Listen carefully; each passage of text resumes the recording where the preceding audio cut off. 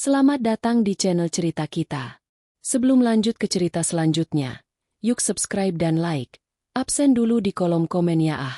Wewangian lavender dari pengharum ruangan otomatis berdesis pelan, memecah keheningan kamar utama yang luas itu. Fania baru saja selesai melipat kemeja-kemeja kerja milik Rendra, suaminya. Sambil membawa tumpukan pakaian rapi itu menuju lemari besar di sudut kamar, matanya tidak sengaja menangkap sesuatu yang tidak biasa. Laci paling bawah dari meja kerja Rendra, yang biasanya selalu terkunci rapat, sedikit terbuka. Secarik ujung kertas putih menyembul dari sana, seolah-olah sengaja memanggil Fania untuk mendekat. Dengan dahi berkerut, Fania meletakkan pakaian di tangannya ke atas ranjang. Langkah kakinya terasa ringan namun syarat akan rasa penasaran.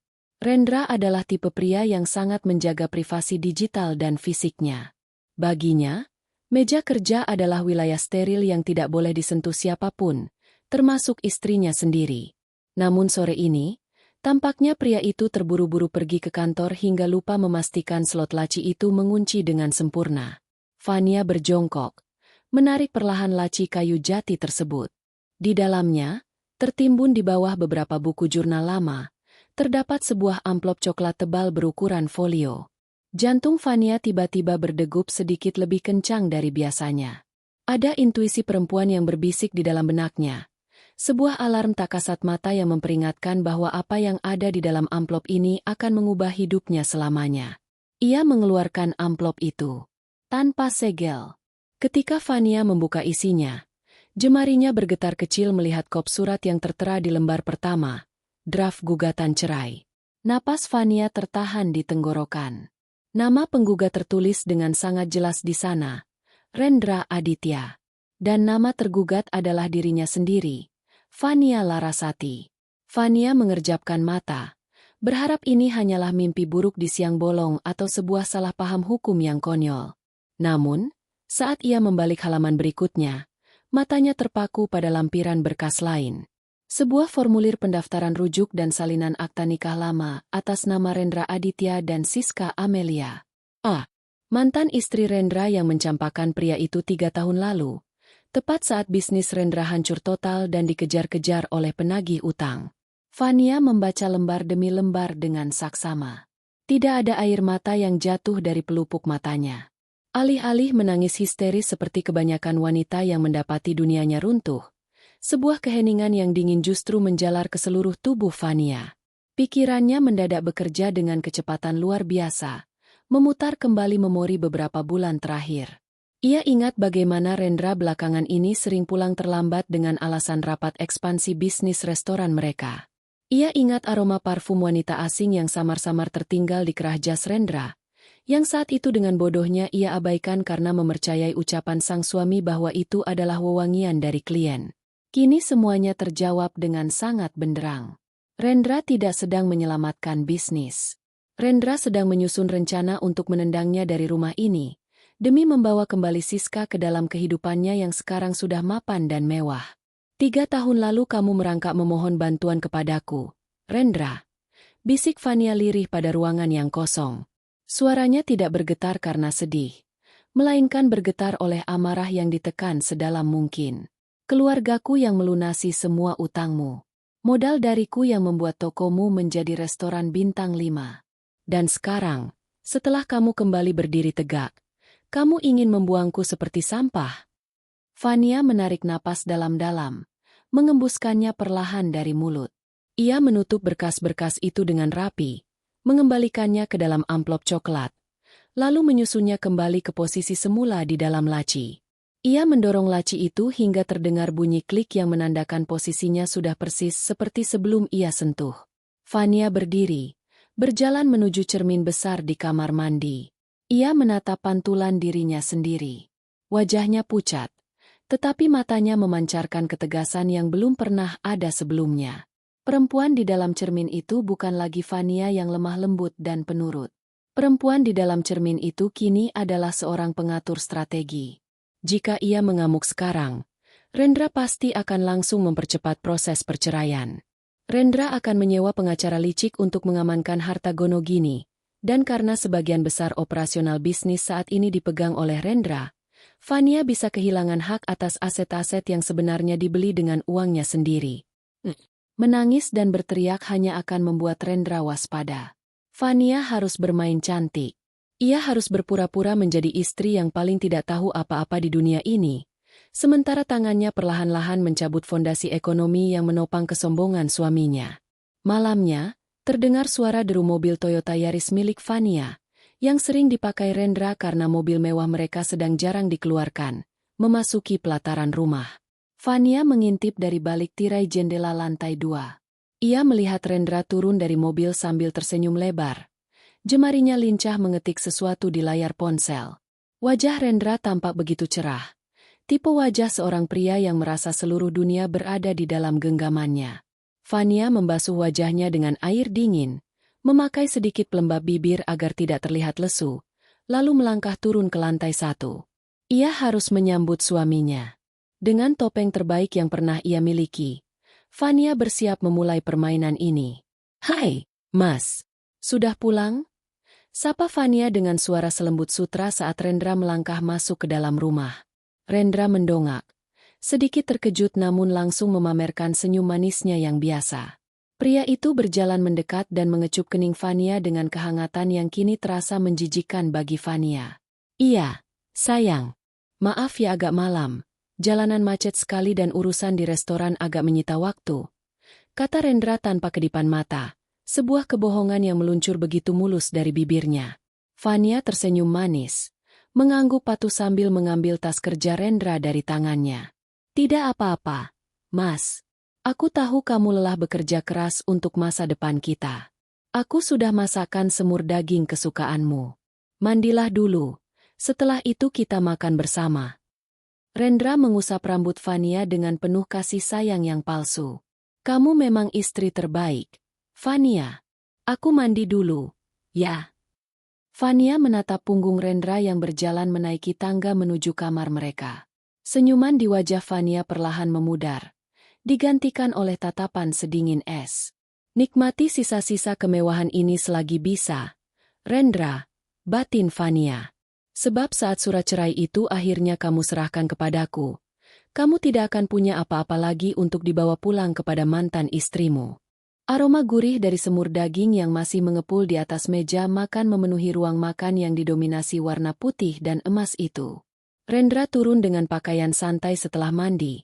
Wajahnya tampak segar dan aroma sabun maskulin menguar dari tubuhnya.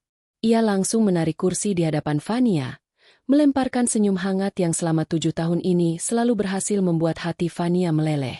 Namun malam ini, senyuman itu hanya terlihat seperti topeng plastik yang murah di mata Fania. "Wah, kelihatannya enak sekali, sayang," ujar Rendra sambil mengambil sendok. Ia menyendok kuah semur daging itu dengan antusias, lalu mengunyah potongan daging yang empuk dengan lahap. "Masakanmu memang tidak pernah ada tandingannya. Restoran kita pun kalau menu ini dimasukkan, pasti langsung laku keras." Fania duduk dengan anggun di seberangnya, menopang dagu dengan kedua tangan sambil mempertahankan senyuman manis yang paling tulus yang bisa ia sebagaimana ciptakan. "Benarkah, Mas? Kalau begitu, besok-besok aku akan sering memasakkannya untukmu. Kamu kan akhir-akhir ini terlihat sangat lelah." "Iya. Belakangan ini urusan ekspansi cabang baru memang cukup menguras energi," sahut Rendra tanpa ragu. Matanya tetap terfokus pada piringnya.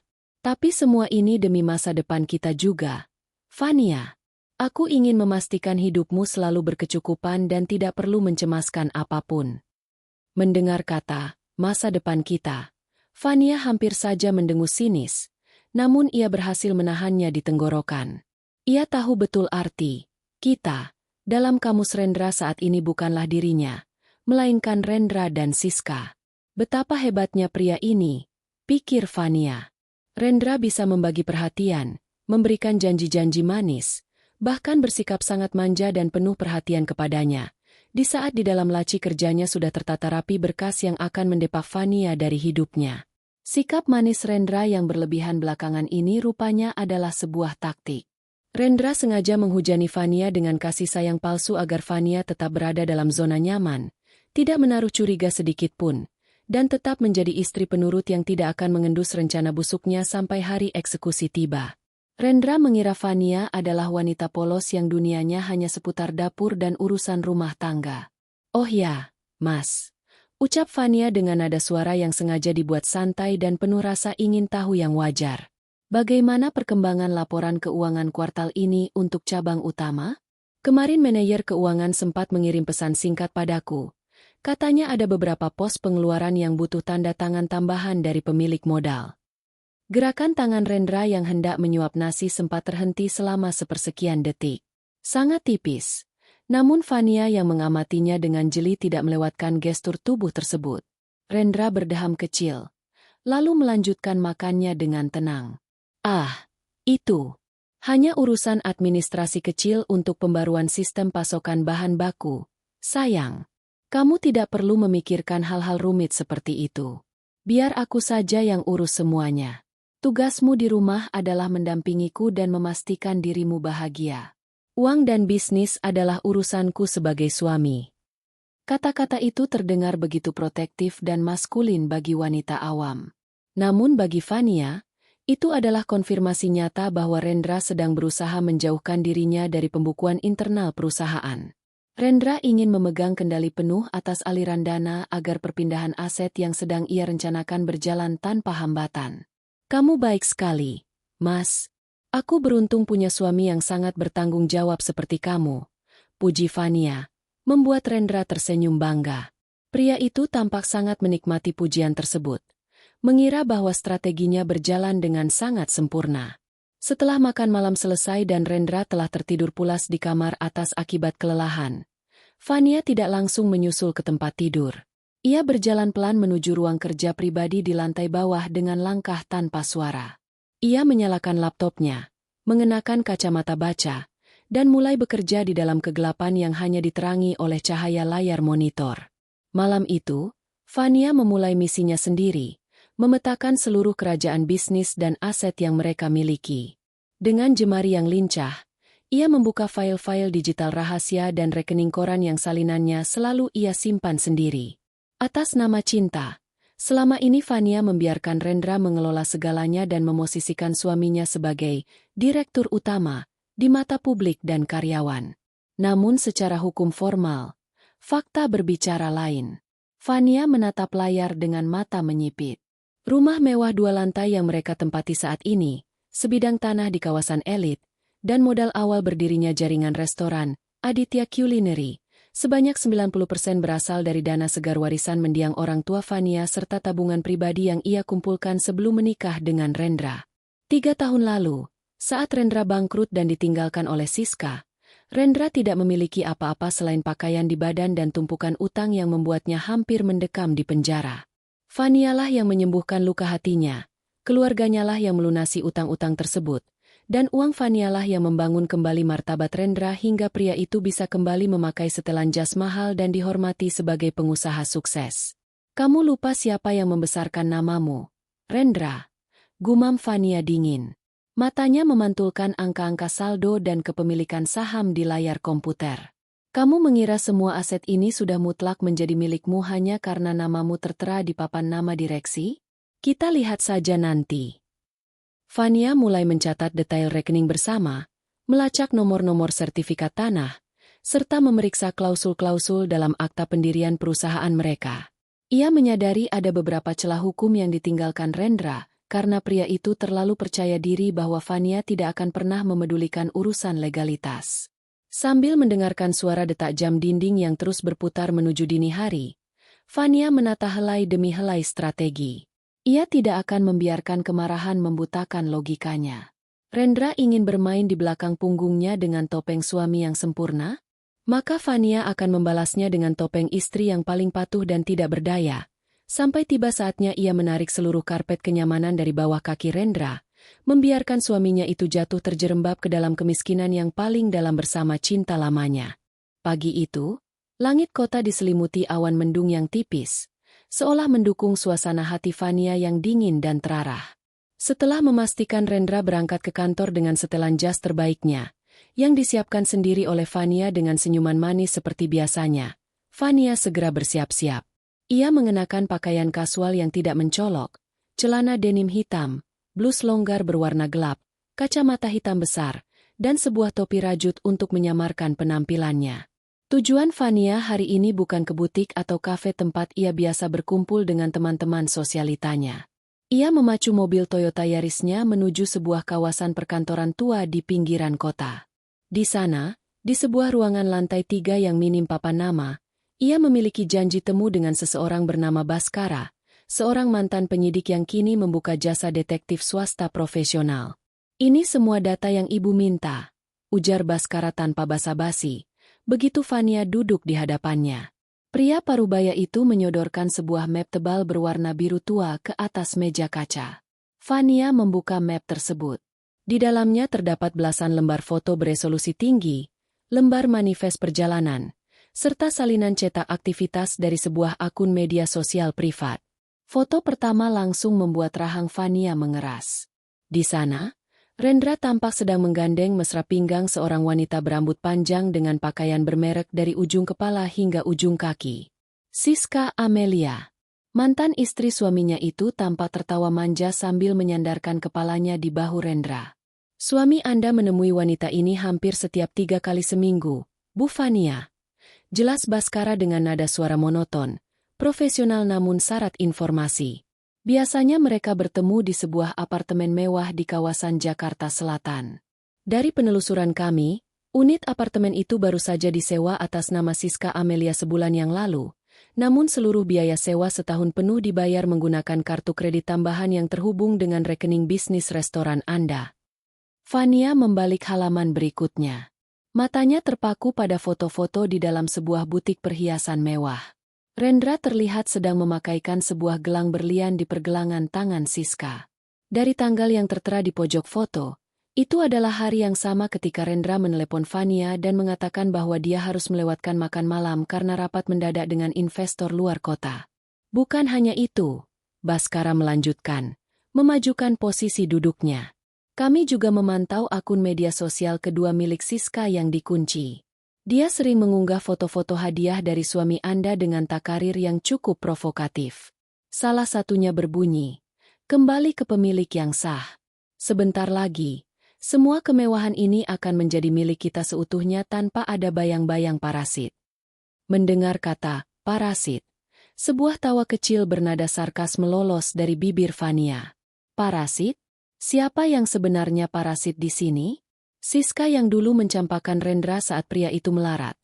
Atau Rendra yang sekarang hidup mewah menggunakan seluruh modal dan nama besar keluarga Fania? Mereka berdua benar-benar pasangan yang serasi dalam hal ketahuiluan dan keserakahan.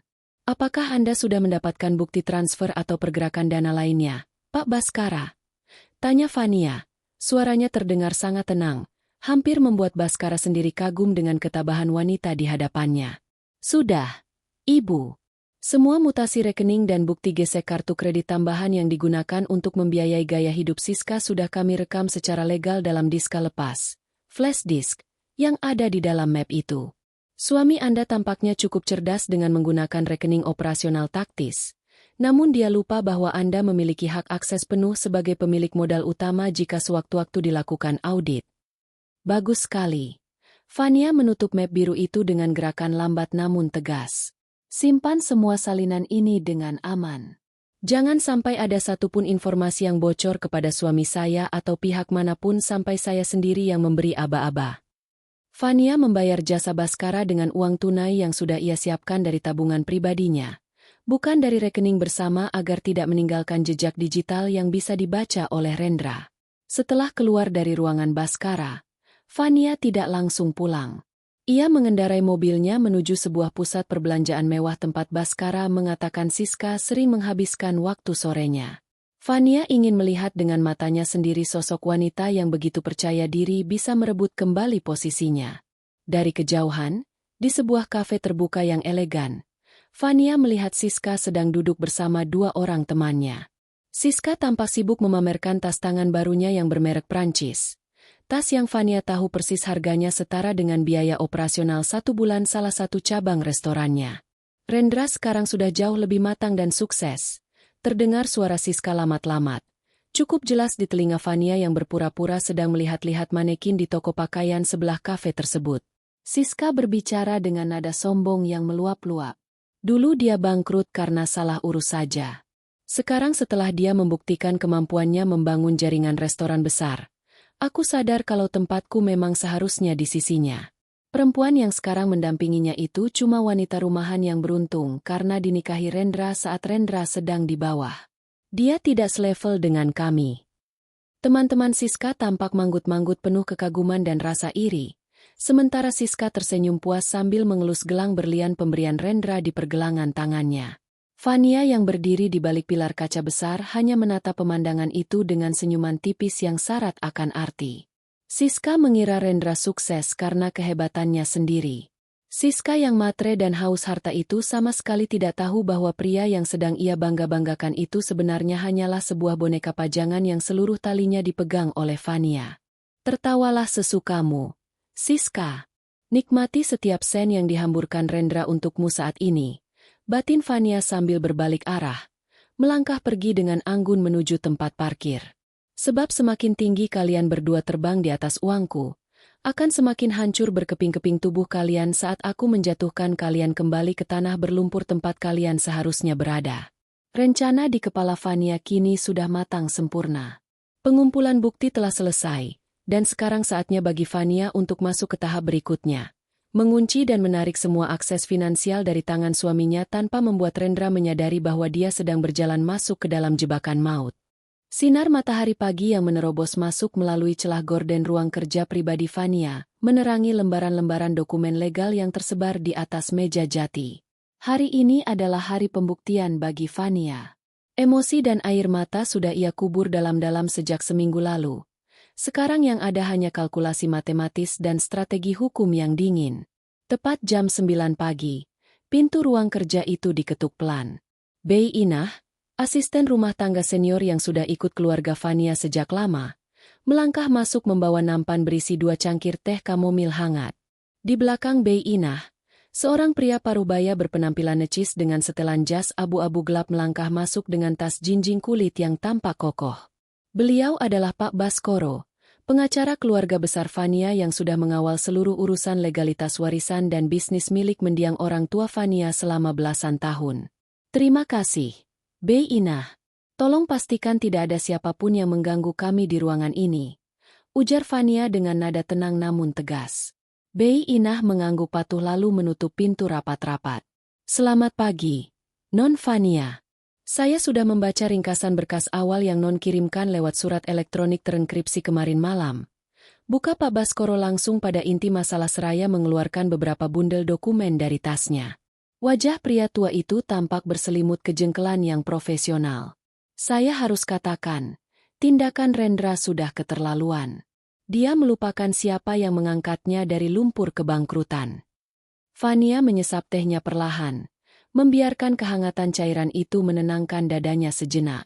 Saya tidak butuh penyesalan atau amarah, Pak Baskoro. Saya butuh kepastian hukum. Saya ingin Rendra pergi dari hidup saya tanpa membawa sepeser pun uang, aset, atau properti yang berasal dari darah dan keringat keluarga saya. Bagaimana posisi hukum kita? Pak Baskoro tersenyum tipis, sebuah senyuman dari seorang pengacara senior yang tahu persis letak kelemahan lawan. Ia menyodorkan sebuah dokumen bertuliskan akta pendirian perusahaan PT Aditya Culinary Nusantara. Untungnya, saat pendirian jaringan restoran ini 3 tahun lalu, mendiang ayah Anda memaksa agar klausul kepemilikan modal diatur dengan sangat ketat. Jelas Pak Baskoro sambil menunjuk sebuah pasal dengan pena emasnya. Di sini tertulis jelas bahwa Rendra Aditya memang menjabat sebagai direktur utama yang mengelola operasional harian. Namun, 90% saham kepemilikan modal mutlak berada di bawah nama Fania Larasati sebagai komisaris utama sekaligus pemegang saham pengendali. Pak Baskoro membalik halaman ke bagian lampiran. Lebih dari itu, ada satu klausul khusus di pasal 12. Pemegang saham pengendali berhak melakukan reorganisasi, restrukturisasi, hingga pengalihan hak kelola aset secara sepihak jika ditemukan indikasi penyalahgunaan dana taktis operasional tanpa persetujuan tertulis dari komisaris. Bukti-bukti transfer dan penggunaan kartu kredit tambahan yang didapatkan oleh detektif Anda kemarin sudah lebih dari cukup untuk mengaktifkan pasal ini, non Fania. Fania menatap dokumen itu dengan mata berbinar dingin.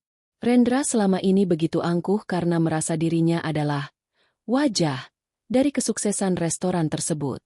Di majalah-majalah bisnis lokal, wajah Rendra terpampang sebagai pengusaha muda yang visioner. Rendra terbuai oleh pujian publik dan sanjungan Siska hingga lupa membaca detail kecil dalam akta perusahaan yang pernah ia tanda tangani saat ia sedang berada di titik terendahnya dulu. Saat itu, Rendra akan menandatangani apa saja asal bisa selamat dari kejaran penagih utang. Lalu, apa langkah pertama kita, Pak? Tanya Fania. Kita lakukan restrukturisasi internal secara perlahan agar Rendra tidak curiga, jawab Pak Baskoro. Saya sudah menyiapkan draft surat pengalihan hak kelola seluruh aset cabang utama dan 5 cabang kemitraan dari bawah wewenang Direktur Utama langsung ke bawah kendali perusahaan induk yang 100% milik Anda. Kita sebut saja ini sebagai pembaruan struktur organisasi demi persiapan melantai di bursa saham atau alasan perpajakan. Rendra pasti akan menelan mentah-mentah alasan itu karena dia selalu ingin restorannya terlihat naik kelas. Fania mengangguk setuju. Kebetulan sekali, Mas Rendra beberapa hari ini sedang gencar membicarakan tentang rencana audit eksternal fiktif yang dia karang sendiri untuk menutupi pengeluaran uangnya untuk Siska. Saya akan memanfaatkan momen itu. Sore harinya, saat Rendra pulang ke rumah dengan senyuman manisnya yang biasa, Fania menyambutnya di ruang tengah. Di atas meja kopi, Fania sudah menyiapkan tumpukan berkas yang telah disiapkan oleh Pak Baskoro. Mas, panggil Fania dengan suara yang sengaja dibuat agak manja dan sedikit cemas. Tadi siang Pak Baskoro datang ke rumah. Dia bilang ada pemeriksaan pajak berkala untuk seluruh bisnis kita. Katanya, agar tidak terkena denda progresif yang besar, kita harus memperbarui beberapa dokumen hukum dan memindahkan tanda tangan izin operasional ke bawah nama perusahaan induk keluarga. Rendra yang baru saja meletakkan jasnya di sandaran sofa, mengernyitkan dahi sejenak. Namun, wajah cemas Fania yang tampak begitu polos dan tidak paham urusan bisnis segera melunturkan kewaspadaannya. Bagi Rendra, Fania hanyalah istri penurut yang ketakutan setengah mati jika berurusan dengan hukum atau aparat pajak. Oh, ya? Pak Baskoro bilang begitu. Rendra berjalan mendekat, melirik sekilas berkas-berkas tebal bersampul biru tersebut. Pikiran Rendra saat itu sebenarnya sedang dipenuhi oleh Siska yang terus-menerus merengek meminta dibelikan mobil baru, sehingga ia tidak ingin membuang waktu untuk urusan administrasi yang membosankan. Iya, Mas. Aku takut sekali kalau ada masalah. Ini, ada beberapa lembar yang butuh tanda tanganmu sebagai Direktur Utama untuk menyetujui reorganisasi taktis ini. Pak Baskoro bilang ini cuma formalitas agar aliran dana dari pusat ke cabang tidak dianggap sebagai pendapatan pribadi yang kena pajak ganda, kata Fania sambil menyodorkan sebundel berkas dan sebuah pena hitam. Rendra terkekeh pelan, mengacak rambut Fania dengan sayang, sebuah gestur meremehkan yang biasa ia lakukan. Kamu ini memang gampang panik ya, sayang. Urusan sepele begini sampai membuatmu pucat. Sini, biar Mas tanda tangani semuanya. Lagi pula, Mas kan memang yang memegang kendali penuh atas kemajuan restoran kita. Kamu tinggal duduk manis saja menikmati hasilnya.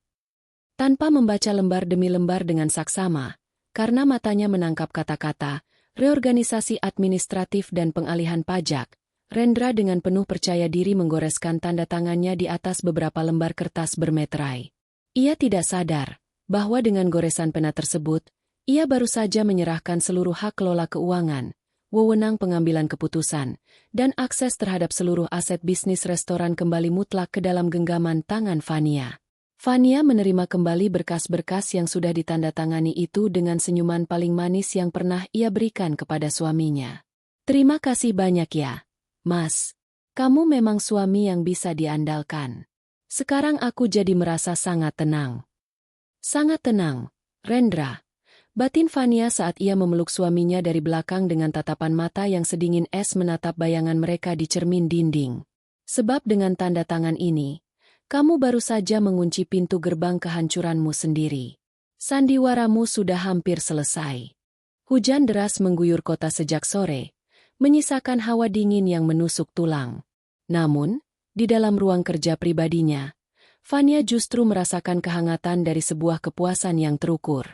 Di hadapannya, layar laptop menampilkan halaman perbankan bisnis, corporate internet banking, yang mencatat setiap sen pergerakan dana dari jaringan restoran PT Aditya Culinary Nusantara. Berkas reorganisasi organisasi yang ditandatangani Rendra 2 hari lalu telah resmi diproses oleh Pak Baskoro ke Kemenkumham dan pihak bank.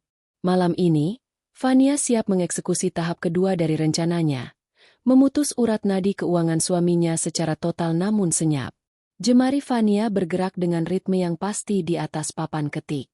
Langkah pertamanya adalah mengalihkan seluruh saldo pengendali dari rekening operasional bersama ke rekening penampung baru yang 100% berada di bawah kendali pribadinya. Rekening lama tidak ia tutup, melainkan hanya disisakan saldo minimal, sekadar cukup untuk membayar biaya administrasi bank bulanan dan gaji pokok karyawan tingkat bawah agar operasional tidak langsung lumpuh dalam semalam. Selanjutnya, Fania membuka sistem otorisasi kartu kredit perusahaan. Ada 3 kartu kredit tambahan yang selama ini dipegang oleh Rendra, yang belakangan berkat laporan dari Baskara sang detektif, diketahui lebih banyak digesek di butik-butik mewah Jakarta Selatan untuk keperluan Siska. Dengan 3 kali klik yang dingin, Fania menurunkan limit ketiga kartu tersebut menjadi titik paling rendah, Rp0. Ia juga mengubah status kartu-kartu itu menjadi suspended temporarily due to suspicious activity, atau ditangguhkan sementara karena aktivitas mencurigakan. Jika Rendra mencoba menggunakannya esok hari, mesin EDC di toko manapun akan langsung menolaknya secara otomatis. Kamu terlalu terbiasa menggunakan uangku untuk membelikan barang mewah untuk mantan istrimu, Rendra. Gumam Fania, matanya memantulkan kilas cahaya dari layar monitor. Mari kita lihat, seberapa besar cinta Siska kepadamu saat kartu-kartu ini tidak bisa lagi menghasilkan kilau berlian. Tidak berhenti di situ, Fania juga mengambil tindakan ekstrim terhadap aset bergerak. Mobil SUV mewah yang biasa dipajang Rendra di parkiran VIP restoran, serta 1 unit sedan sport yang baru dibeli Rendra 6 bulan lalu, secara hukum legalitas BPKB dan STNK-nya adalah atas nama perusahaan induk milik keluarga Fania. Melalui aplikasi penilai aset dan bantuan jaringan Pak Baskoro, Fania telah menyetujui penjualan kilat kedua mobil tersebut kepada seorang kolektor mobil bekas dengan harga di bawah pasar, asalkan proses balik nama dan penarikan unit bisa dilakukan dalam waktu 24 jam. Sebagai gantinya, Fania sengaja menyewa sebuah mobil MPV keluarga kelas menengah yang sederhana untuk diletakkan di garasi rumah mereka besok pagi. Pukul 11 malam, deru suara mobil sport Rendra terdengar memasuki pelataran rumah. Fania segera menutup laptopnya, merapikan meja kerja, lalu berjalan naik ke lantai 2 dengan ekspresi wajah yang mendadak berubah menjadi cemas dan penuh kepedulian yang dibuat-buat. Rendra masuk ke dalam kamar dengan langkah gulai. Wajahnya tampak sedikit kusut. Ekspansi cabang fiktif yang ia gunakan sebagai alasan untuk menemui Siska tampaknya mulai menguras energinya. Atau mungkin ego Siska yang terlalu menuntut yang membuatnya lelah. "Mas, kamu sudah pulang." Fania menyambutnya, langsung mengambil alih jas kerja Rendra. "Kebetulan sekali, aku mau membicarakan sesuatu yang agak darurat, Mas." Rendra melonggarkan dasinya, lalu duduk di tepi ranjang dengan dahi berkerut. "Ada apa, Fania? Malam-malam begini kok wajahmu tegang sekali." Fania duduk di sampingnya, memasang gurat wajah seolah-olah dia adalah istri yang paling tidak berdaya dan sedang menghadapi musibah besar. "Ini soal mobil kita, Mas. Tadi sore pihak dari perusahaan induk keluarga meneleponku. Katanya, ada audit internal besar-besaran dari pihak kejaksaan terkait aset-aset peninggalan almarhum Papa. Untuk sementara waktu, demi keamanan pajak dan legalitas, mobil SUV dan mobil sport MU harus ditarik oleh pihak kurator sore tadi untuk didata." Rendra langsung menegakkan posisi duduknya. Wajahnya berubah panik. "Apa? Ditarik? Kenapa mendadak sekali? Lagi pula itu kan mobil yang biasa aku pakai untuk bertemu klien penting. Fania, bagaimana bisa ditarik begitu saja?" Fania memegang tangan Rendra dengan lembut, berpura-pura ikut panik dan hampir menangis. "Aku juga tidak tahu, Mas. Aku sudah mencoba memohon pada Pak Baskoro, Tapi katanya ini prosedur wajib agar bisnis restoran kita tidak ikut terseret diperiksa oleh dinas perpajakan. Sebagai gantinya, Pak Baskoro tadi sore mengirimkan mobil sewaan sementara untuk kita pakai. Ada di garasi bawah. Mas. Sebuah mobil keluarga biasa. Maafkan aku ya, Mas, aku tidak bisa berbuat banyak karena urusan hukum warisan Papa memang sangat ketat. Rendra mengepalkan tangannya, menahan umpatan di tenggorokannya. Pikirannya langsung melayang pada janji temu besok siang dengan Siska, di mana dia sudah berjanji akan menjemput wanita itu untuk makan siang di Hotel Bintang 5 menggunakan mobil sportnya. Bagaimana mungkin dia datang menjemput Siska dengan mobil MPV keluarga yang biasa dipakai oleh para sopir daring? Martabatnya sebagai pengusaha sukses yang sedang ia pamerkan di depan mantan istrinya bisa runtuh seketika. Namun, melihat wajah Fania yang tampak begitu bersalah dan ketakutan, Rendra terpaksa mengembuskan napas panjang dan mencoba menenangkan diri. Dia tidak boleh membongkar kedoknya sendiri sekarang. Surat gugatan cerai yang sedang diurus pengacaranya sudah hampir selesai. Hanya tinggal menunggu waktu beberapa minggu lagi. Dia harus tetap menjaga suasana tetap tenang di rumah ini sampai hari itu tiba. Ya sudah kalau memang begitu prosedurnya, kata Rendra dengan suara yang dipaksakan terdengar tegar, meskipun matanya memancarkan kekecewaan yang sangat dalam. Hanya sementara kan? Setelah audit selesai, mobil-mobil itu pasti kembali, kan? Fania mengangguk dengan sangat yakin, memberikan senyuman manis yang menenangkan suaminya.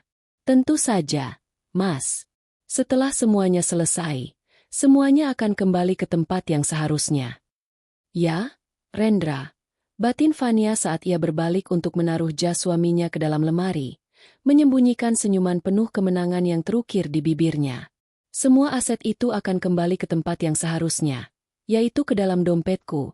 Sementara kamu akan kembali ke titik nol, merangkak di jalanan tanpa kemewahan yang selama ini kamu curi dariku.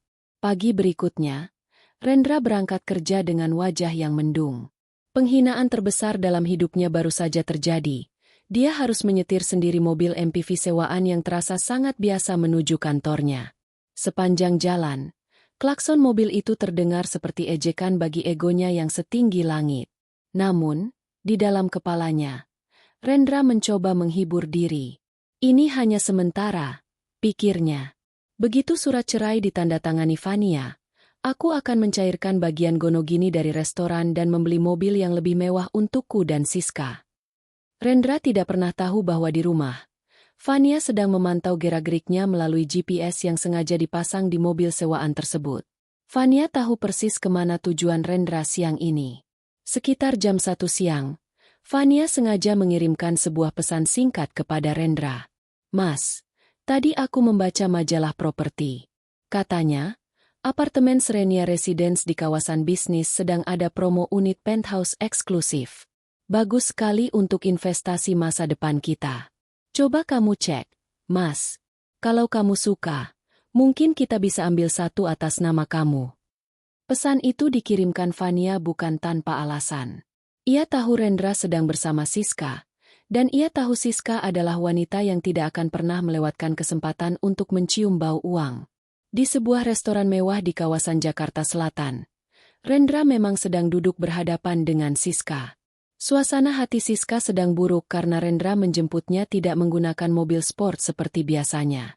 Rendra terpaksa berbohong bahwa mobilnya sedang masuk bengkel untuk perawatan rutin. Saat ponsel Rendra bergetar dan menampilkan pesan dari Fania, Rendra membacanya dengan kecerobohan yang biasa. Siska, yang matanya selalu jeli melihat kata penthouse dan investasi, langsung merebut ponsel Rendra dari atas meja. Apartemen Serenia Residence. Mata Siska berbinar seketika. Ia menatap Rendra dengan pandangan manja yang dibuat-buat. Mas, kamu mau beli penthouse di sana? Itu kan apartemen elit yang dihuni para artis dan pengusaha papan atas. Teman-temanku banyak yang membicarakan tempat itu. Rendra berdeham, mencoba terlihat berwibawa meski jantungnya agak berdegup kencang. Ah, itu. Fania yang menyarankannya untuk investasi. Siska langsung mencibir, melipat kedua tangannya di dada. Investasi untuk siapa? Untuk wanita rumahan itu? Mas, Kamu lupa janji kamu? Kamu bilang sebentar lagi kita akan menikah dan memulai hidup baru. Mengapa tidak kamu beli penthouse itu untuk kita berdua saja? Jadikan itu sebagai hadiah pernikahan kita. Lagi pula, uang di rekening restoranmu kan banyak. Masa membelikan apartemen untuk calon istri sahmu sendiri kamu perhitungan? Rendra terpancing. Harga dirinya yang terluka akibat urusan mobil MPV sewaan pagi tadi seolah menemukan wadah untuk pembuktian. Dia ingin membuktikan kepada Siska bahwa dia adalah pria kaya yang berkuasa penuh atas keuangannya, bukan pria yang disetir oleh istri pertamanya. Siapa bilang aku perhitungan? Sahut Rendra dengan nada sombong, langsung menegakkan punggungnya. Tentu saja aku bisa membelinya untukmu, sayang. Sembari menunggu proses perceraian selesai, kita bisa mengamankan unit itu terlebih dahulu. Menggunakan uang muka atas namaku. Siska langsung tersenyum lebar, mengecup pipi Rendra dengan mesra. Kamu memang pria paling hebat, Mas. Aku tidak salah memilih untuk kembali kepadamu. Tanpa membuang waktu, sore itu juga Rendra membawa Siska ke kantor pemasaran Serenia Residence. Di sana, Siska memilih unit terbaik dengan pemandangan kota yang menakjubkan. Biaya tanda jadi, booking fee, dan uang muka pertama yang diminta oleh pihak pengembang sangat besar, mencapai angka ratusan juta rupiah. Rendra dengan penuh percaya diri mengeluarkan dompet kulitnya. Ia menarik kartu kredit korporat tambahan berwarna hitam yang biasa ia gunakan untuk pengeluaran taktis restoran. Kartu yang ia yakini memiliki limit tanpa batas karena selalu disokong oleh aliran dana dari perusahaan induk Vania. Saya bayar penuh untuk uang muka pertamanya sekarang, ujar Rendra kepada petugas pemasaran dengan senyuman angkuh, sementara Siska berdiri di sampingnya sambil memeluk lengannya dengan mesra. Petugas pemasaran itu menerima kartu tersebut dengan membungkuk hormat, lalu menggeseknya pada mesin EDC. PayPay. Layar mesin menampilkan pesan yang tidak terduga. Transaction declined, call center. Dahi Rendra berkerut. Coba gesek sekali lagi. Mungkin sinyal mesin Anda yang bermasalah. Petugas itu mencoba lagi dengan hati-hati. Hasilnya tetap sama. Declined. Wajah Rendra mulai terasa panas. Siska di sampingnya mulai mengubah ekspresi wajahnya menjadi curiga dan tidak sabar. Ada apa, Mas? Kok tidak bisa? Tunggu sebentar, mungkin kartu yang ini sedang ada pembatasan limit harian. Rendra mencoba tenang, meski keringat dingin mulai membasahi tengkuknya. Ia mengeluarkan kartu kredit keduanya, yang juga merupakan kartu tambahan dari rekening perusahaan. Declined. Kartu ketiga. Declined. Petugas pemasaran itu menatap Rendra dengan tatapan yang kini tidak lagi sehormat tadi. Maaf, Bapak. Ketiga kartu Anda statusnya ditangguhkan oleh bank penerbit karena ada laporan aktivitas mencurigakan. Apakah Bapak memiliki metode pembayaran lain? Uang tunai atau transfer mandiri? Rendra merasa seperti baru saja ditampar di depan umum. Siska melepaskan pelukannya dari lengan Rendra dengan wajah cemberut. Mas, kamu mempermalukan aku tahu tidak? Katanya pengusaha sukses. Masa bayar uang muka apartemen saja kartunya ditolak semua? Siska, tenang dulu. Ini pasti ada kesalahan dari sistem bank. Bisik Rendra panik. Karena tidak ingin kehilangan muka di hadapan Siska dan petugas tersebut, Rendra terpaksa membuka aplikasi perbankan pribadi di ponselnya. Ia memeriksa saldo tabungan pribadinya. Tabungan yang ia sisihkan secara sembunyi-sembunyi selama beberapa tahun ini dari bonus-bonus kecil restoran.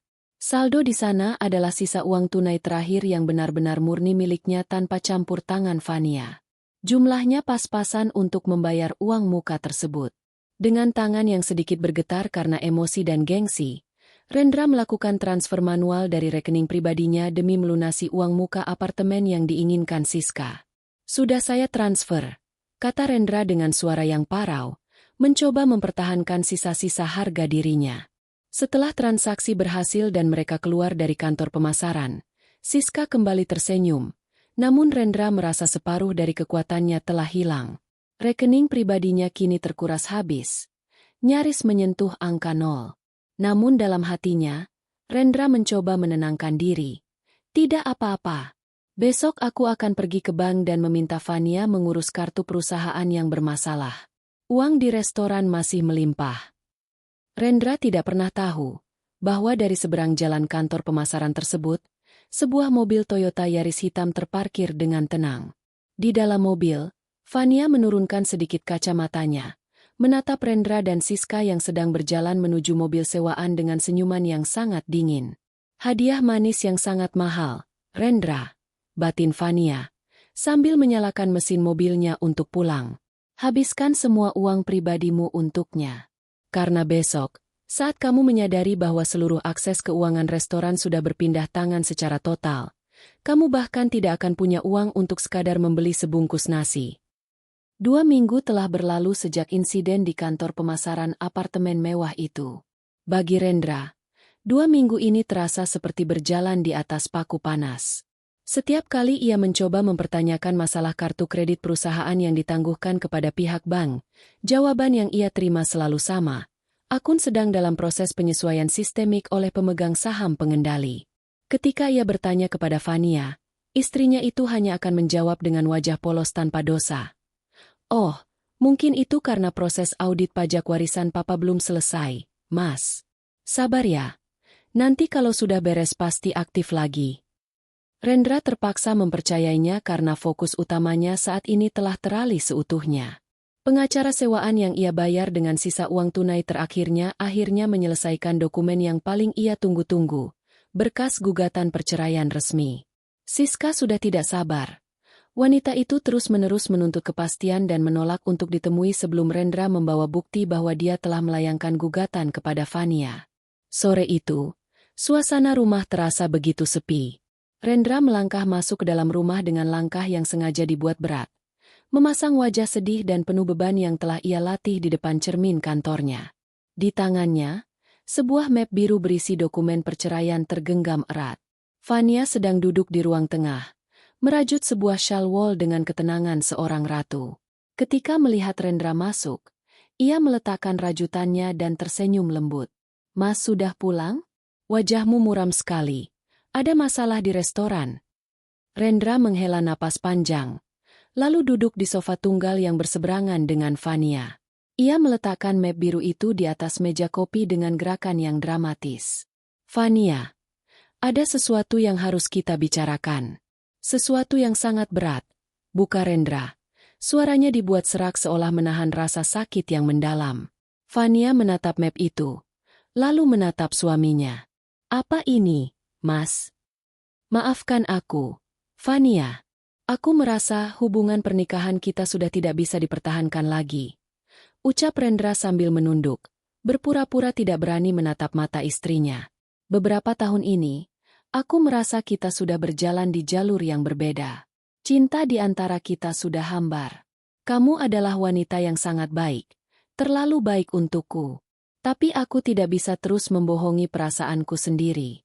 Aku ingin kita berpisah secara baik-baik. Rendra bersiap untuk skenario terburuk.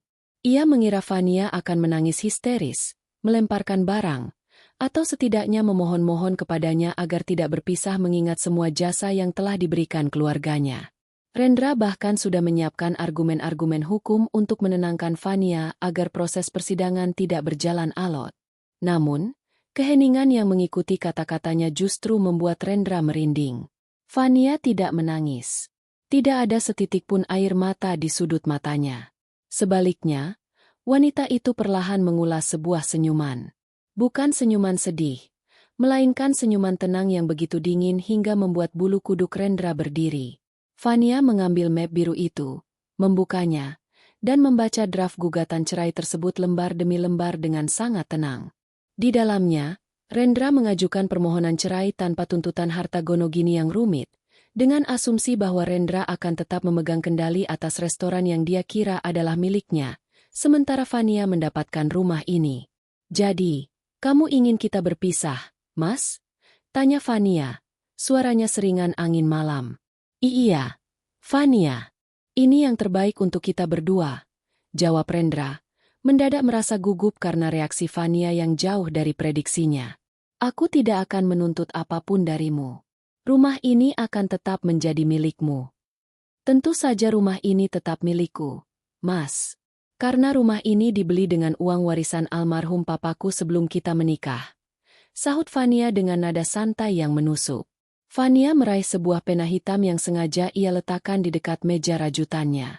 Tanpa ragu sedikit pun, dengan gerakan tangan yang mantap dan anggun, Fania langsung membubuhkan tanda tangannya di lembar persetujuan perceraian tersebut. Sret, sret.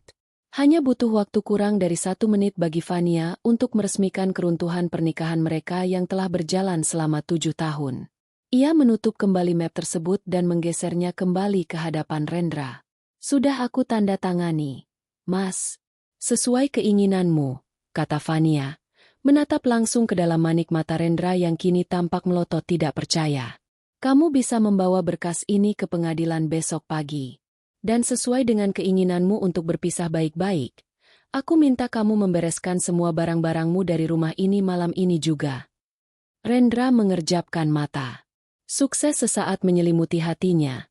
Namun ada rasa sesak yang aneh. Mengapa Fania bisa seikhlas ini? Mengapa wanita ini tidak berjuang mempertahankan dirinya? Namun ego Rendra segera menepis keraguan itu. Dia pasti terlalu syok hingga tidak bisa menangis. Baguslah kalau begitu, prosesku dengan Siska akan menjadi jauh lebih cepat. Batinnya bersorak. Terima kasih atas pengertianmu, Fania.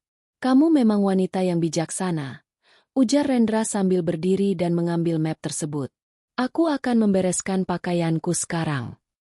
Rendra segera melangkah menaiki tangga dengan terburu-buru. Takut Fania akan berubah pikiran.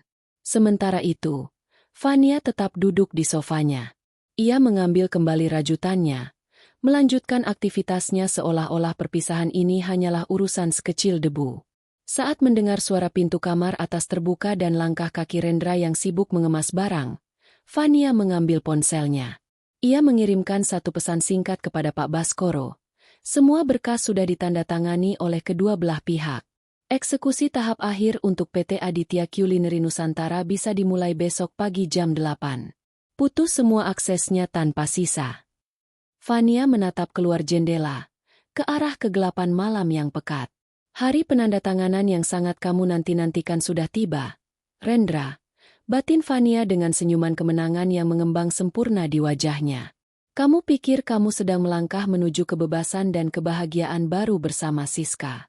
Kamu tidak tahu bahwa kamu baru saja menandatangani surat kemiskinanmu sendiri. Malam itu, Rendra melangkah keluar dari rumah Fania dengan menjinjing 2 koper besar. Meskipun harus memasukkan koper-koper itu ke dalam bagasi mobil MPV sewaan yang sederhana, hatinya dipenuhi oleh euforia yang luar biasa. Perasaan bebas membuncah di dadanya.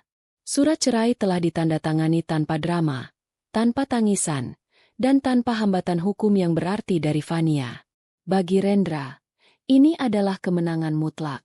Ia segera memacu mobilnya menuju apartemen baru Siska di kawasan Jakarta Selatan. Sepanjang perjalanan, ia membayangkan bagaimana Siska akan menyambutnya dengan pelukan hangat dan senyuman manja begitu melihat map biru di tangannya. Mas, kamu beneran sudah lepas dari wanita itu. Jerit Siska kegirangan begitu Rendra menunjukkan berkas yang sudah ditandatangani Fania di ruang tamu apartemen mereka. Siska langsung bergelayut di leher Rendra, memberikan kecupan-kecupan mesra yang membuat ego Rendra melambung ke langit ketujuh.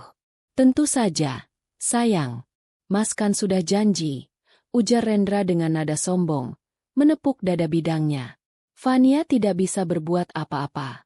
Dia langsung menandatanganinya tanpa sepatah kata pun. Dia tahu dia tidak akan bisa menahan pria seperti aku. Siska melepaskan pelukannya, lalu berjalan menuju meja makan sambil membawa brosur-brosur pernikahan. Kalau begitu, kita tidak boleh membuang waktu, Mas. Aku sudah membuat daftar vendor pernikahan terbaik di Jakarta. Aku mau pesta kita nanti diadakan di ballroom Hotel Bintang 5. Sangat megah, biar semua teman-temanku yang dulu meremehkan kita tahu kalau kita sudah kembali ke puncak kejayaan. Apapun untukmu, sayang, sahut Rendra pamer. Meskipun di dalam hatinya ia sedikit meringis mengingat tabungan pribadinya yang sudah terkuras habis untuk membayar uang muka apartemen tempat mereka berdiri sekarang. Namun, ketakutan itu segera ia tepis. Besok pagi aku tinggal masuk ke kantor. menemui manajer keuangan, dan mencairkan dana dividen taktis restoran. Semuanya akan beres.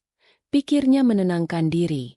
Malam itu, Rendra dan Siska merayakan kebebasan mereka dengan memesan makanan mewah dari restoran bintang 5 dan membuka sebotol minuman mahal.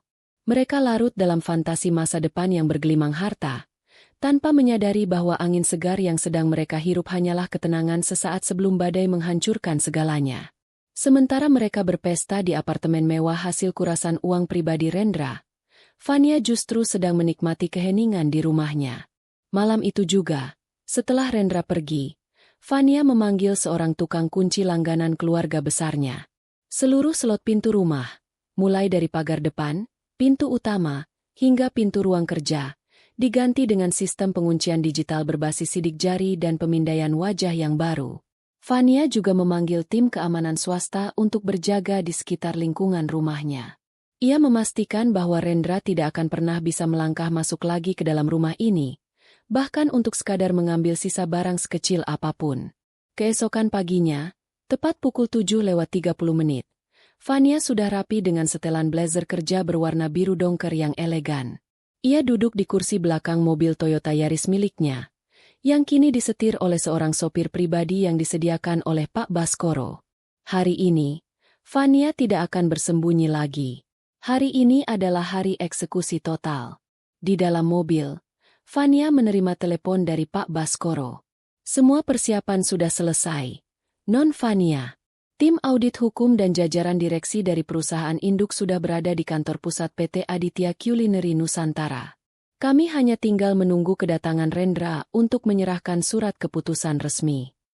Bagus sekali, Pak Baskoro. Saya akan tiba di sana dalam waktu 15 menit. Pastikan semua akses komunikasi internal restoran pegawai pribadi Rendra sudah diputus tepat jam 8. Perintah Fania dengan suara sedingin es.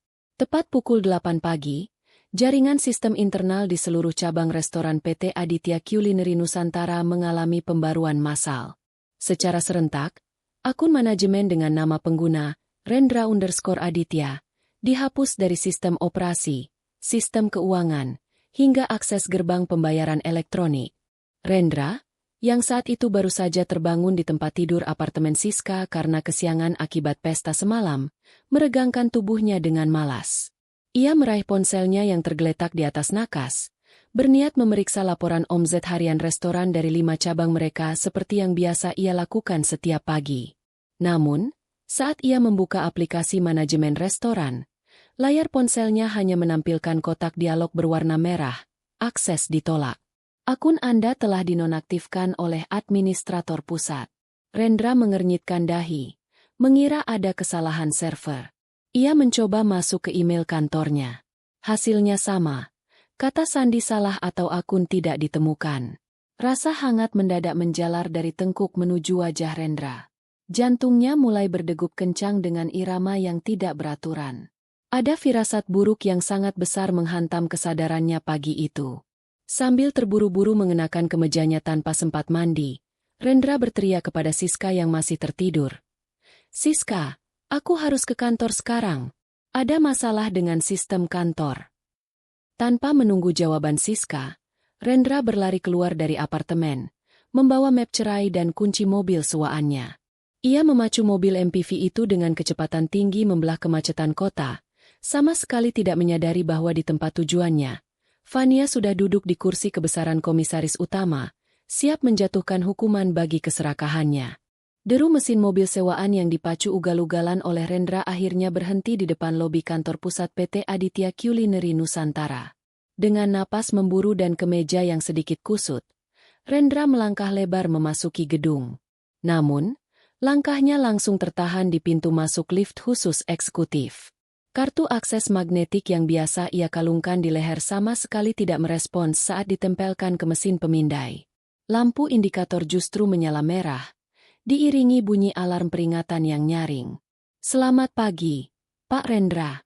Mohon maaf, kartu akses Anda sudah tidak aktif, ujar seorang petugas keamanan bertubuh tegap yang mendadak menghadang langkahnya. Rendra melotot. Wajahnya memerah karena perpaduan antara panik dan harga diri yang terluka. Kamu tidak tahu saya siapa? Saya Rendra, direktur utama perusahaan ini. Cepat buka liftnya. Saya ada urusan darurat dengan divisi IT dan keuangan. Mohon maaf yang sebesar-besarnya, Pak. Kami hanya menjalankan perintah dari manajemen baru dan komisaris utama. Bapak sudah tidak memiliki wewenang hukum untuk memasuki area kerja tanpa izin tertulis. Jawab petugas itu dengan nada datar. Namun posisinya tetap kokoh memblokade jalan. Sebelum Rendra sempat melayangkan makian, pintu lift di belakang petugas terbuka. Pak Baskoro melangkah keluar dengan tenang, didampingi oleh dua orang pria berbadan tegap yang mengenakan seragam firma hukum. Rendra, sapa Pak Baskoro. Nadanya begitu santai namun syarat akan tekanan. Tidak perlu membuat keributan di sini. Jika kamu ingin kejelasan, silakan ikut saya ke ruang rapat utama di lantai 2. Komisaris utama sudah menunggumu. Mendengar kata komisaris utama, otak Rendra mendadak buntu. Komisaris utama adalah posisi yang selama ini dipegang oleh Fania. Posisi pajangan yang menurut Rendra hanya ada di atas kertas agar keluarga Fania merasa dihargai. Dengan langkah terhentak-hentak karena emosi yang meluap, Rendra mengikuti Pak Baskoro menuju ruang rapat. Begitu pintu ruang rapat yang berlapis kaca tebal itu dibuka, runtuhlah seluruh dunia yang selama ini dibangun Rendra di dalam imajinasinya. Di ujung meja rapat oval yang panjang, Fania duduk dengan sangat anggun. Ia mengenakan blazer biru dongker yang dipadukan dengan perhiasan minimalis namun berkelas. Perhiasan warisan ibunya, bukan barang harian yang sering dibelikan Rendra. Di hadapan Fania, laptopnya menyala, menampilkan seluruh matriks restrukturisasi perusahaan. Di sisi kiri dan kanannya, duduk jajaran manajer keuangan dan perwakilan perbankan yang selama ini selalu membungkuk hormat kepada Rendra. Fania, apa-apaan semua ini? Kenapa aksesku ke sistem kantor diputus? Dan kenapa orang-orang ini menahanku di bawah? Tuntut Rendra, mengebrak meja dengan telapak tangannya. Fania tidak bergeming. Ia bahkan tidak menunjukkan riak keterkejutan sedikitpun. Ia perlahan melipat kedua tangannya di atas meja, menatap Rendra dengan pandangan mata yang begitu dingin, seolah-olah pria di hadapannya hanyalah seonggok debu yang mengotori ruangannya. Duduklah, Rendra. Jaga sopan santunmu di ruang rapat saya, ucap Fania. Suaranya pelan namun bergema kuat di ruangan yang senyap itu. Ruang rapatmu. Ini perusahaanku. Aku yang membangun nama restoran ini hingga sukses. Teriak Rendra lagi. Wajahnya kini mulai memucat saat menyadari tidak ada satupun manajer di ruangan itu yang berani menatap matanya. Semua menunduk takzim ke arah Fania. Pak Baskoro maju, meletakkan sebundel dokumen tebal tepat di hadapan Rendra. Dokumen itu adalah berkas restrukturisasi yang ditandatangani Rendra 2 minggu lalu atas dalih pembaruan pajak, disandingkan dengan akta pendirian asli perusahaan. Berdasarkan akta pendirian, 90% modal mutlak adalah milik Ibu Fania Larasati. Dan berdasarkan dokumen reorganisasi taktis yang Anda tandatangani 2 minggu lalu, Anda telah menyetujui pengalihan seluruh hak kelola operasional, wewenang keuangan, serta kepemilikan aset taktis dari jabatan Direktur Utama kembali ke bawah kendali penuh pemegang saham pengendali. Jelas Pak Baskoro dengan artikulasi yang sangat jelas. Hari ini, secara resmi, Ibu Fania Larasati menggunakan hak veto hukumnya untuk memberhentikan Anda secara tidak hormat dari jabatan Direktur Utama PT Aditya Culinary Nusantara. Rendra merasa seolah ada hantaman gada tak kasat mata yang memukul dadanya hingga sesak. Ia membalik lembar demi lembar berkas itu dengan tangan yang bergetar hebat. Lembar demi lembar menampilkan tanda tangan aslinya di atas meterai resmi. Kakakmu menjebakku, Fania. Bisik Rendra. Suaranya mendadak kehilangan kekuatan. Aku tidak menjebakmu, Rendra. Kamu sendiri yang berjalan masuk ke dalam lubang itu karena keserakahan dan kesombonganmu, sahut Fania dingin. Kamu mengira aku istri bodoh yang bisa kamu bohongi dengan kata-kata manis selagi kamu menguras uang perusahaanku untuk membelikan apartemen, perhiasan, dan tas mewah untuk Siska? Aku tahu semuanya. Setiap sen yang kamu gesek dari kartu kredit perusahaan untuk wanita itu, sudah aku catat sebagai penggelapan dana taktis. Fania memajukan tubuhnya, menatap Rendra yang kini mulai berkeringat dingin. Aku bisa saja menjebloskanmu ke penjara hari ini atas tuduhan penggelapan uang perusahaan, Rendra. Tapi aku memilih untuk berbelas kasih. Aku melepaskanmu tanpa tuntutan pidana, sesuai dengan surat cerai yang sangat kamu inginkan itu. Namun, kamu pergi dari sini tanpa membawa sepeser pun uang. Rekening operasionalmu sudah dibekukan, mobil-mobil atas nama perusahaan sudah dijual, dan namamu sudah di-blacklist dari seluruh jaringan bisnis kuliner di negeri ini. Di saat yang sama, ponsel di saku celana Rendra bergetar hebat. Dengan tangan gemetar, ia mengangkat panggilan telepon yang ternyata dari Siska. "Mas, kamu di mana?" Suara Siska menjerit histeris dari seberang telepon, cukup keras hingga bisa terdengar di ruang rapat yang sunyi. Pihak pengembang apartemen baru saja menelepon. Mereka bilang transferan uang muka kedua dari kartu kreditmu ditolak, dan saat mereka mengecek rekening pribadimu, bank bilang saldo tidak mencukupi. "Mas, kalau dalam 2 jam uangnya tidak masuk, unit penthouse kita akan dibatalkan dan uang muka yang kemarin hangus." "Mas, jawab aku, kamu tidak bangkrut kan?" Rendra tidak mampu menjawab. Ponsel di tangannya perlahan merosot, jatuh ke atas lantai karpet dengan layar yang masih berkedip menampilkan nama Siska.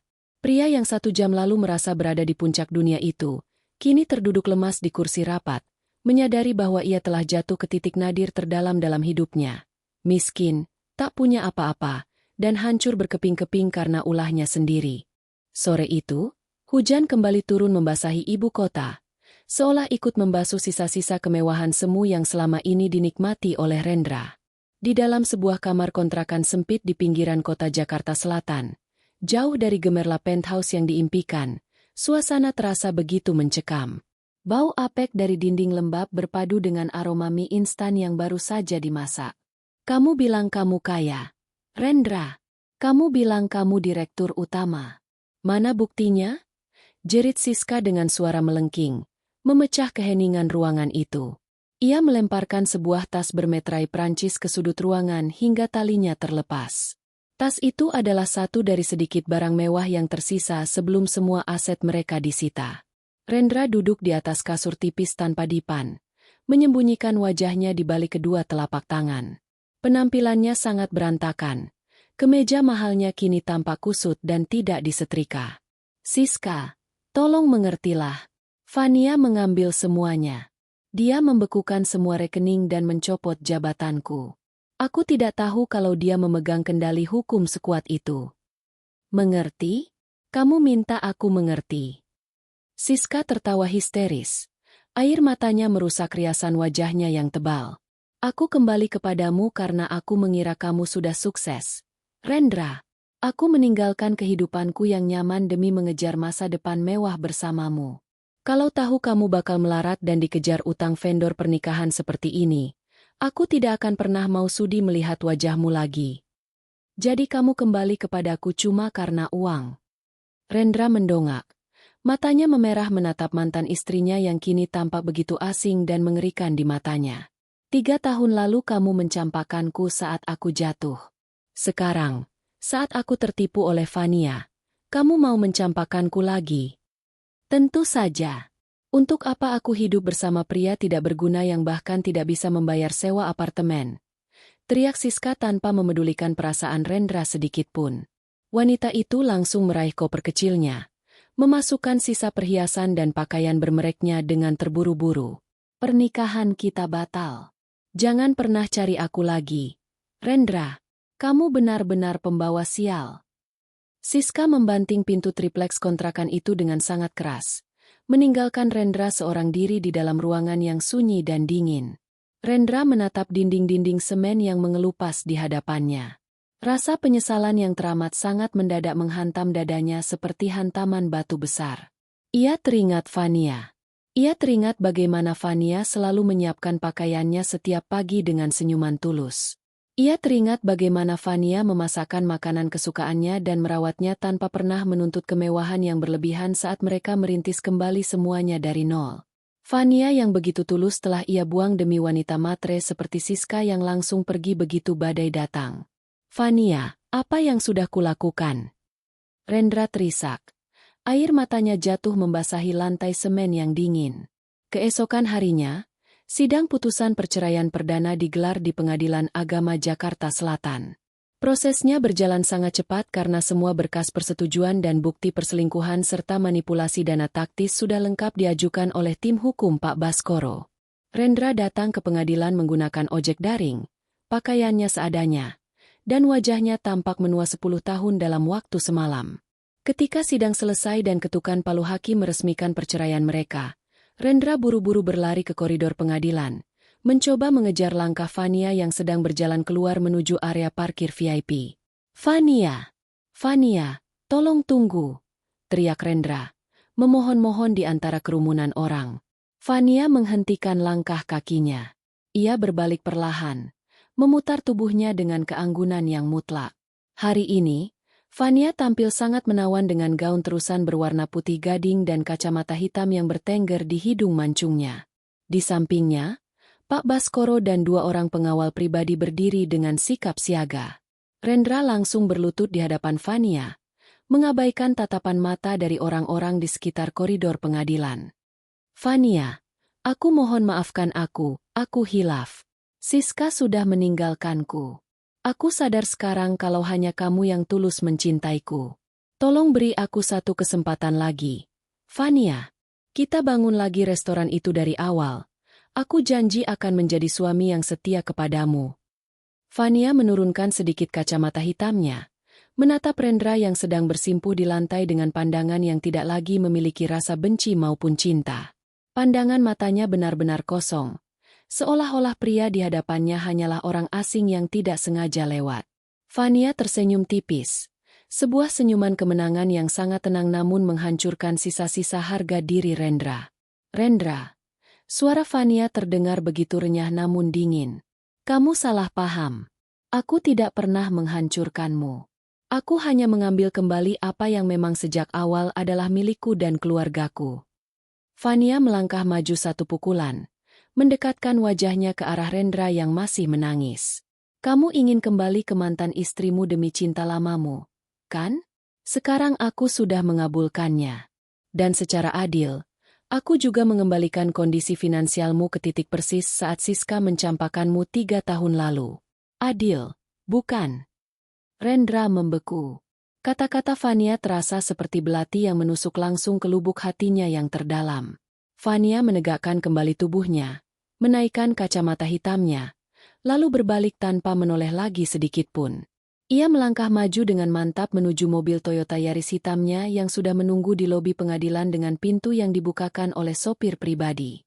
Dari balik kaca mobil yang gelap, Fania menatap keluar jendela melihat Rendra yang masih terduduk lemas di lantai koridor pengadilan, dikerumuni oleh petugas keamanan yang memintanya untuk berdiri dan pergi dari tempat itu. Fania menyandarkan punggungnya di kursi kulit mobil yang nyaman, mengembuskan napas panjang yang syarat akan kebebasan. Topeng istri yang penurut kini telah dilepas seutuhnya, digantikan oleh identitas barunya sebagai seorang wanita mandiri yang sukses dan berkuasa atas hidupnya sendiri. Kereta kehidupannya yang baru kini telah bergerak maju, meninggalkan semua pengkhianatan dan kemiskinan berjamaah Rendra dan Siska jauh di belakang dalam lembaran masa lalu yang telah usai.